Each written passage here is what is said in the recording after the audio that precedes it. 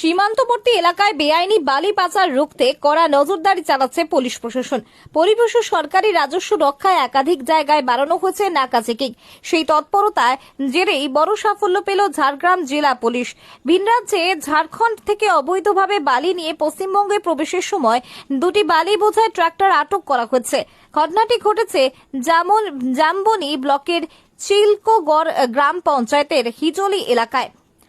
অভিযানে গ্রেপ্তার করা হয়েছে দুই চালককে। পুলিশ সূত্রে জানা গিয়েছে, গোপন সূত্রে খবর পেয়ে শনিবার সকালে অভিযান চালানো হয়। তল্লাশি চালিয়ে দেখা যায় আটক ট্রাক্টর দুটির কাছে বালি তোলার কোনো বৈধ অনুমতি পত্র বা চালান সিও ছিল না। এরপরই ট্রাক্টর দুটি বাজেয়াপ্ত করা হয়। ঘটনাস্থল থেকে এই দুই চালককে গ্রেপ্তার করা হয়। ধৃতদের নাম আদিত্য নায়ক এবং রূপেন বেহারা। তাদের বাড়ি ঝাড়খণ্ড রাজ্যের বহরাগোড়া থানার অন্তর্গত মথুরাবেড়া গ্রামে বলে পুলিশ সূত্রে জানিয়েছে।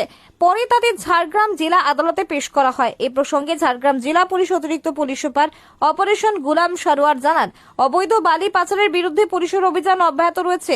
ভিন রাজ্যের সঙ্গে বাংলার সীমান্তবর্তী এলাকাগুলিতে নিয়মিত নাকা চেকিং চালানো হচ্ছে এবং বিশেষ নজরদারি রাখা হয়েছে। তিনি আরো জানান, আটক গাড়ি দুটির কোনো বৈধ নথি না থাকায় সেগুলি বাজেয়াপ্ত করা হয়েছে এবং দুই চালকের বিরুদ্ধে আইনানুগ ব্যবস্থা নেওয়া হয়েছে। আগামী দিনেও এ ধরনের অভিযান আরো জোরদার করা হবে বলে